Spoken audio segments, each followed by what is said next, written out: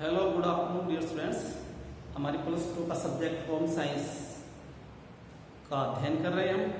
हमारा 4th lesson चल रहा था जिसका नाम था भोजन के पौष्टिक तत्व। अब हमने भोजन के पौष्टिक तत्वों में सबसे पहला कार्बोहाइड्रेट्स, दूसरा प्रोटीन की स्टडी कर ली है। आज भोजन का तीसरा पौष्टिक तत्व वसा यानी फैट के बारे में हम अध्ययन करेंगे। जिस प्रकार शरीर को ऊर्जा प्रदान करने के लिए कार्बोहाइड्रेट्स और प्रोटीन की आवश्यकता होती है, उसी प्रकार वसा की भी आवश्यकता होती है। वसा भी शरीर को ऊर्जा प्रदान करने का कार्य करती है।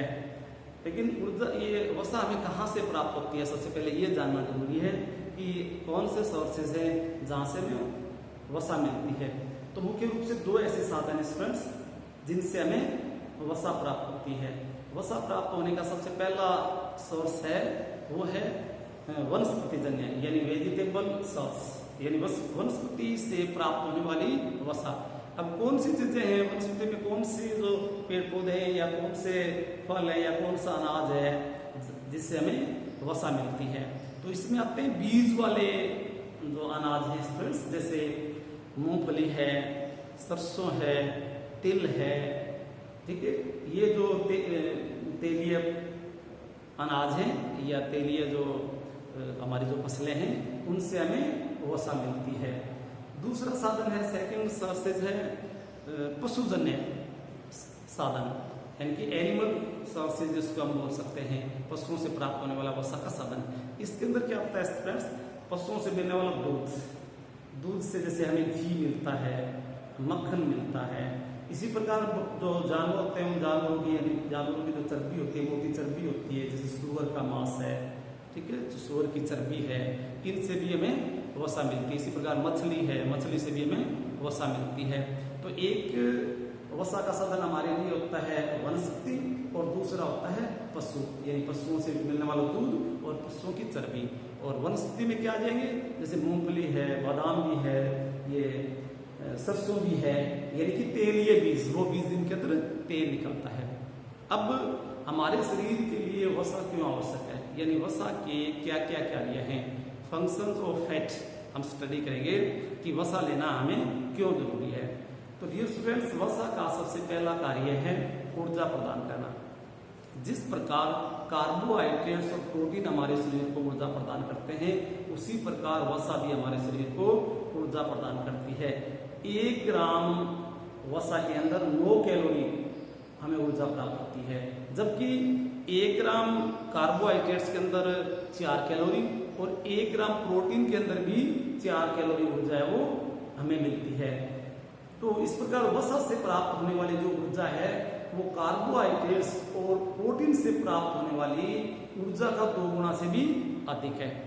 अब जब हम अधिक ऊर्जा वाले पदार्थ लेते हैं तो वो वसा के रूप में, यानी जो अतिरिक्त वसा होती है वो हमारे शरीर के अंदर जमा हो जाती है और शरीर को आवश्यकता पड़ने पर वो वसा ऊर्जा देने का कार्य करती है।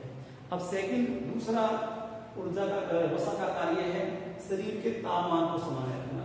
फ्रेंड्स, वसा का दूसरा कार्य हमारे शरीर के लिए क्या है, वो शरीर के तापमान को सामान्य रखती है। जैसे कि जो हमारे शरीर के अंदर वसा होती है वो हमारी त्वचा के नीचे जमा होती है, जो कि उष्मा का कुचालक का कार्य करती है। यानी कि हमारी जो त्वचा है, त्वचा के नीचे वसा जमा होती है जो शरीर के लिए किसका कार्य करती है, उष्मा के कुचालक का कार्य करती है, जिसकी वजह से हमारे शरीर का तापमान सामान्य रहता है। ना ही हमारे शरीर के तापमान को ये बढ़ने देती और ना ही कम होने देती। जितना तापमान शरीर के लिए जरूरी होता है उसको ये बनाए रखती है। अब तीसरा ऊर्जा का कार्य है कोमल अंगों की रक्षा करना, हमारे शरीर के कोमल अंगों की रक्षा करना। कोमल अंगों में जैसे गुर्दा है, हमारा हार्ट है, यानी किडनी है, हार्ट है। वसा क्या करती है कि हमारा जो गुर्दा है, हार्ट है, जैसे कोमल अंग, इनके चारों ओर वो अपनी एक परत बना लेती है, अपनी एक मोटी परत बना लेती है। और वो मोटी परत क्या करती है, जब किसी प्रकार का कोई झटका लगता है या कोई चोट लगती है तो उससे हमारे इन अंगों की सुरक्षा करती है। तो वसा का एक कार्य क्या है, हमारे शरीर के अंदर जो आवश्यक कोमल अंग हैं उनकी रक्षा करना, ठीक है। इसके अलावा चौथा जो कार्य है वो अनिवार्य वसा अमल प्रदान करना। वसा का चौथा कार्य क्या है, अनिवार्य अनिवार्य वसा अमल प्रदान करना। वसा में क्या प्रदान करती है? अनिवार्य वसा अमल प्रदान करने का कार्य करती है।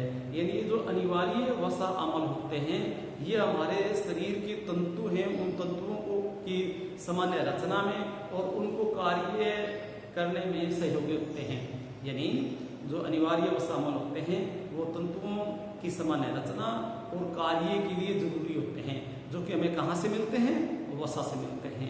इसके बाद पांचवा जो वसा का कार्य है वो वसा में घुलनशील विटामिन प्रदान करना। यानी पांचवा वसा का क्या कार्य है कि वसा के अंदर जो घुलनशील विटामिन है उनको प्रदान करती है। जैसे विटामिन ए है, विटामिन डी है, विटामिन ई है तथा विटामिन के है। ये विटामिन वसा में घुलनशील है। ये विटामिन वसा में घुलकर हमारे शरीर के विभिन्न अंगों तक पहुंचते हैं। ठीक है, तो वसा क्या करती है? अपने अंदर घुलनशील जो विटामिन है, जैसे मैंने 4 बताए हैं, ए, डी, ई और के, इनको घोलकर इनको अपने अंदर मिलाकर हमारे शरीर के विभिन्न अंगों तक पहुंचाने का कार्य करती है। अब वसा का छठा कार्य स्टूडेंट्स भूख शांत करना, क्षुधा तृप्त करना। यानी कि क्या है? भूख शांत करना। अब भूख शांत कैसे होती है? जो वसा है वो धीरे धीरे पचती है। वसा क्या करती है? धीरे धीरे पचती है।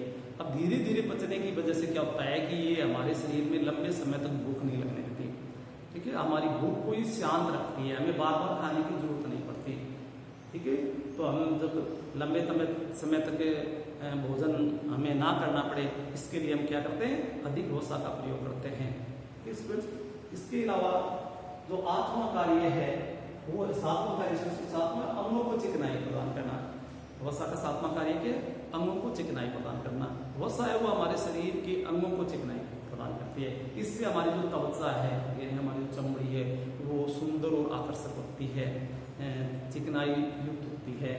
और इसके अतिरिक्त जो हमारे पाचन रस हैं उनके अंदर भी वसा है वो चिकनाई देने का कार्य करती है। जैसे कि हमारी आंतों को चिकनाई देती है, जिसका क्या फायदा होता है? आंतों को चिकनाई मिलने की वजह से हमें कब्ज की समस्या नहीं रहती। तो एक तो ये अंगों को तब ये चिकनाई प्रदान करके हमारे जो सुंदरता है उसको बढ़ाती है, और दूसरा हमारी आंतें उनको चिकनाई देकर जो भोजन है उसको पचाने का कार्य करती है, यानी कब्ज की समस्या को दूर करती है।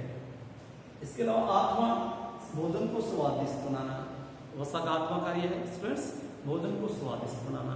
अब वसा है वो क्या, उससे क्या होता है? हमारा भोजन स्वादिष्ट बनता है, खुशबूदार बनता है, कुरकुरा बनता है और विभिन्नीकरण आता है।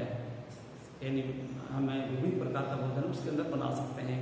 जैसे आप खुद समझदार हैं, जब कई बार भोजन में वसा की कमी होती है तो हम अलग से उसको दोबारा, जिसको हम कहते हैं ना दोबारा छौंक लगाना जिसको बोलते हैं, जैसे फ्राई करना बोल सकते हो आप, हम अलग से फ्राई करते हैं। तो अलग से फ्राई करने के लिए क्या होता है? हम अतिरिक्त वसा डालते हैं उसके अंदर, भोजन के अंदर अतिरिक्त वसा डालकर उसको फ्राई करते हैं, जिससे क्या होती है? भोजन के अंदर वसा की मात्रा बढ़ जाती है, और भोजन के अंदर वसा की मात्रा बढ़ने से भोजन क्या होता है? स्वादिष्ट होता है। तो भोजन खुशबूदार बने, स्वादिष्ट बने, इसके लिए भी किसकी जरूरत होती है? वसा की जरूरत होती है। यानी भोजन में हमें वसा की मात्रा को मिलाकर उसको स्वादिष्ट और खुशबूदार बना सकते हैं।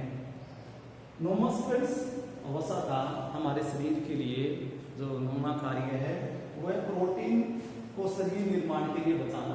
प्रोटीन को शरीर निर्माण के लिए बचाना, जैसे कि हमने प्रीवियस वीडियो में किया था, मैंने आपको पहले बताया था कि प्रोटीन का कार्य होता है शरीर को निर्माण करना, शरीर के तंतु हैं उनकी मरम्मत करना। जबकि यदि शरीर के अंदर ऊर्जा की कमी हो जाती है तो प्रोटीन अपना यह शरीर निर्माण का कार्य छोड़कर ऊर्जा देने का कार्य करने लगती है। लेकिन जब शरीर के अंदर वसा होती है, हमारे शरीर में अतिरिक्त वसा जब जमा होती है तो वो फिर शरीर को आवश्यकता पड़ने पर ऊर्जा देने का कार्य शुरू कर देती है, जिससे प्रोटीन को ऊर्जा देने का कार्य करने से वो बचा लेती है। यानी प्रोटीन को ऊर्जा देने का कार्य नहीं करना पड़ता, और प्रोटीन अपना मूल कार्य है शरीर निर्माण का, वो करती रहती है। तो ये मुख्य पॉइंट्स स्टूडेंट्स वसा के मेन कार्य क्या होते हैं हमारे शरीर के लिए। वैसे तो अनेकों कार्य होते हैं, लेकिन मुख्य ये 9 से 10 कार्य हैं जो कि हमारे शरीर के लिए अत्यंत आवश्यक होती है। ठीक है, तो हमने 3 भोजन के पौष्टिक तत्वों में कार्बोहाइड्रेट्स कर लिया, प्रोटीन कर लिया और वसा इसकी स्टडी कर ली, यानी वसा का हमारे शरीर के लिए क्या कार्य है। अब हमारा अगला जो भोजन का पौष्टिक तत्व है vitamins. Thank you, have a nice day students.